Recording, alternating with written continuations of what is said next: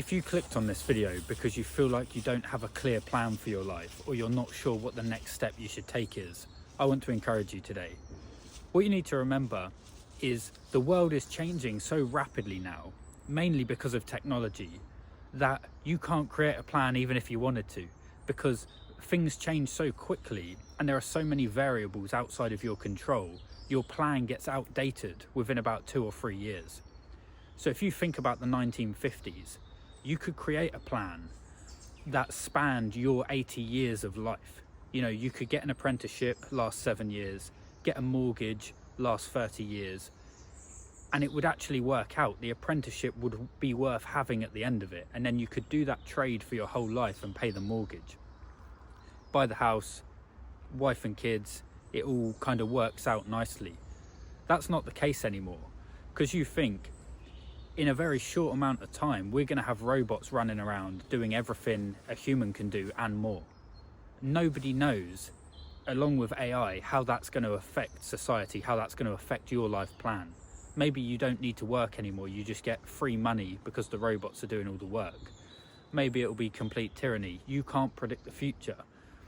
But what you can do is influence your own belief, so you can choose what your belief system is. And I'm of the opinion, if you're going to play this game of life, you want to have the optimal belief system for it. So you might as well just assume it's going to work out. So I'll give you an analogy for this. When you're a child, if you've got loving parents, they cook dinner for you each day. You don't have to plan what you're going to eat for dinner that day. You just know there's going to be a nice, nourishing meal at the same time. 5 o'clock every day, you get dinner. You don't worry about what the plan is. You don't worry about getting the ingredients and when you're going to make it and fit it around your day. You just turn up at dinner time and eat the dinner and go. That's the beauty of being a child. And I think the same is true for life. Whenever I've tried to create a plan, it never goes accordingly anyway, because you can't influence the variables that are outside of your control. So this is the first part of it. You can't create a plan anymore. The world is moving too rapidly for that, and there are too many things outside of your control.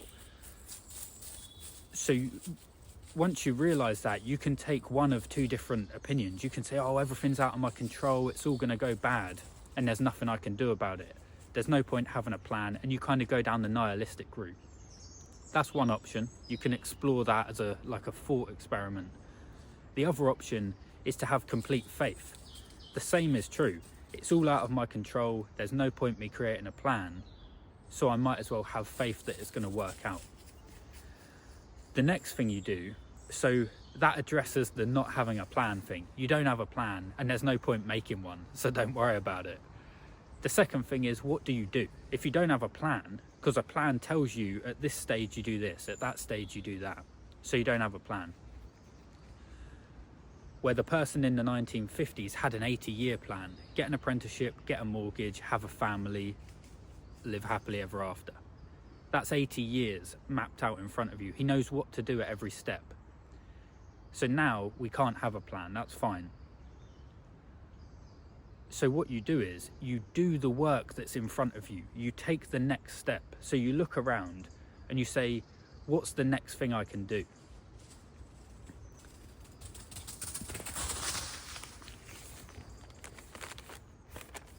So you ask yourself, what's the job that's right in front of my face? What needs doing today? And this is where the cliche thing of make your bed kind of makes sense, because that's the thing, you know, make your bed, then what needs doing next? And it's like if you have a house, you just look at something, there's always a maintenance job that needs doing. So there's like a shelf that's hanging off the wall. You could leave that forever, basically. The shelf's kind of hanging in there, it's all right. But you fix the shelf. Then you can put something on the shelf and it gets that out the way because that was on the side. Like, these things compound on top of each other. So I'll just give you an example. You're sitting here without a plan, don't know what to do, and you've noticed that you're tired all the time and you've got brain fog. The first thing you need to do is address that. Why am I tired all the time? I'm probably looking at screens before bed, so my sleep's not great, and my diet is giving me brain fog. Right, so that's the next step. You want to plan for the four most important things: belief, health, wealth, and relationships. You want to, build a career, make loads of money, and find a partner. But you've got brain fog. So the first step is you get to bed on time and you clean up your diet. So that's step one. That's the work that's right in front of you. You do that for 2 weeks. And the thing with this is where the momentum comes in. When you address one thing, the work that's right in front of you, it compounds and builds momentum in a way that you can't really. This is why creating a plan doesn't matter, because you can't see how these things are going to connect. It's only in hindsight. So this is where God's plan comes in, because if you was omniscient and kind of all-knowing, you would know how these things fit together, but you don't. That's why you don't need a plan. You just do the work that's in front of you. So you clean up your diet, you get to bed on time. That gives you mental clarity, which allows you to address the next thing. There's now a problem that you didn't see that you can address next. So the next step is now clearer to you. So the plan's unfolding as you walk it. So you address your diet, you get to bed on time. It clears up the brain fog, so you've got more mental clarity. But you also, a side benefit is you've lost a bit of weight and you look better than you've ever looked. Now your friends start commenting on it. Your friend goes, oh, I'm a bit overweight and I've got brain fog. Can you help me address that? Because he's noticed in you, you're sharper than ever and you look better than ever. That's your next job. The next job that's in front of your face is help your friend. You don't know how it's going to pay you or benefit you, but you help your friend. You just do it diligently. And these things snowball on top of each other. So if you take the four important things, you think you're only addressing one of them, which is health. You're sorting your health out. But before you know it, it's sorting all of them out. So you sort your mental clarity out. You start looking and feeling better. Your friend notices it. You help them. It works for them. Then you make a YouTube video where you say, this is what I did. It helped me. It might help you. And then before you know it, somebody wants to do a consultation where they pay you for your time so you can help them improve that area of their life. And now you're making money. Not only that, somebody else has watched your video and now they're a friend and you meet them, and that's built the relationships part of your life. So just taking the first step of, I'm tired all the time and I've got brain fog, what do I need to do? You've addressed all of the areas of your life, and now you've basically sorted your whole life, and that's the plan. Belief, health, wealth, and relationships is all sorted because of that one step. So that's your plan. Your plan now only involves the step ahead of you. And then once you do that, you do it to the best of your ability, the step ahead of that.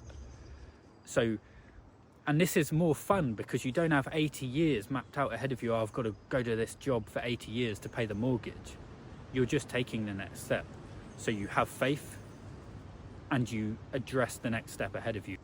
And you're always looking and paying attention. There's no point where you just kind of run on autopilot, because the compounding stops. If you just work your job, you know what wage you're going to get. It's the same every month. You grind that out for 50 years. But with this kind of strategy, you're aligning with God's plan, because a new opportunity comes in every time, and the compounding improves upon the last thing. So it's building and building over time to the point where it starts off very slow. You make your bed, doesn't seem to have much effect. My dog's just lost her jacket in the swamp. I'm gonna have to find that in a minute.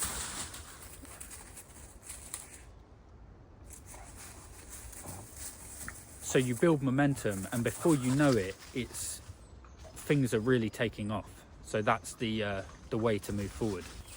So it's worth noting that the next step you need to take is going to be a lot smaller and a lot more mundane. Everyone thinks that I need this grand change in my life. Everything needs to change.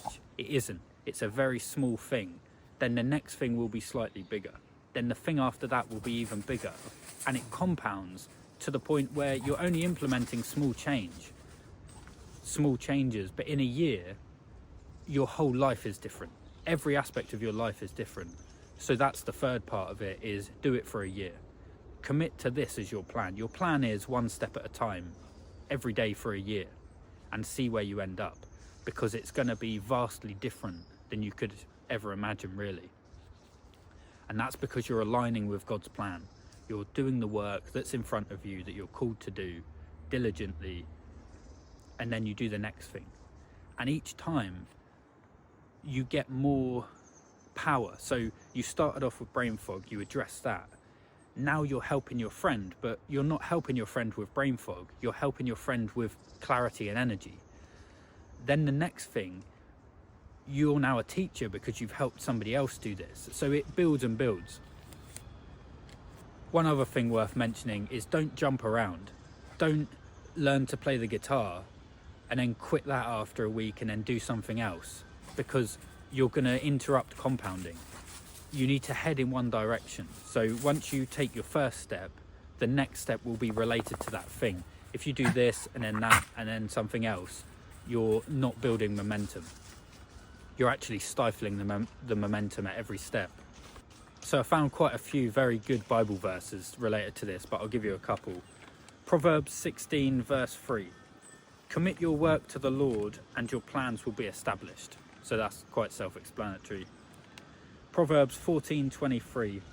In all toil there is profit, but mere talk leads only to poverty. So whatever you do, you feel like you need the perfect plan. It has to be the right thing. It doesn't really have to be the right thing. Any work leads to profit. If you just do something today that's basically worthwhile, you can't be doing degenerate stuff.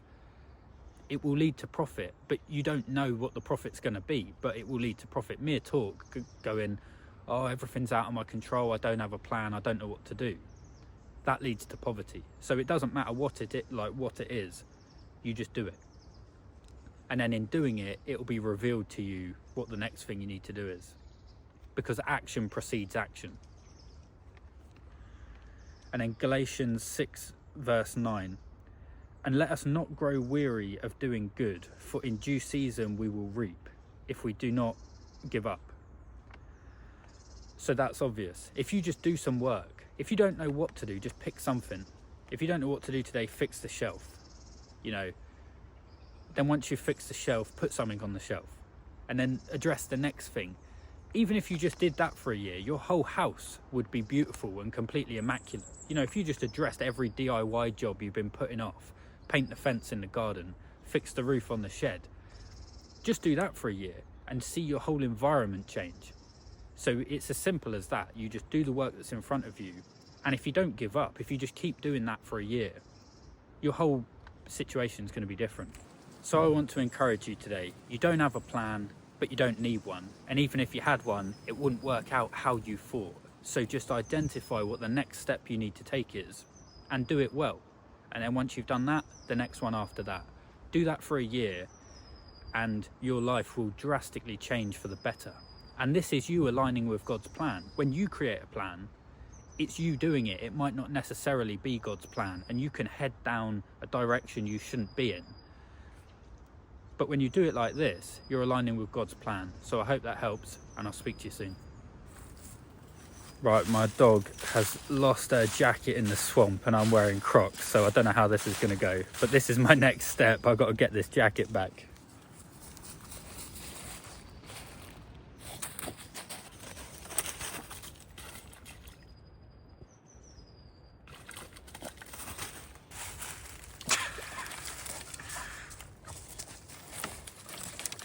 No.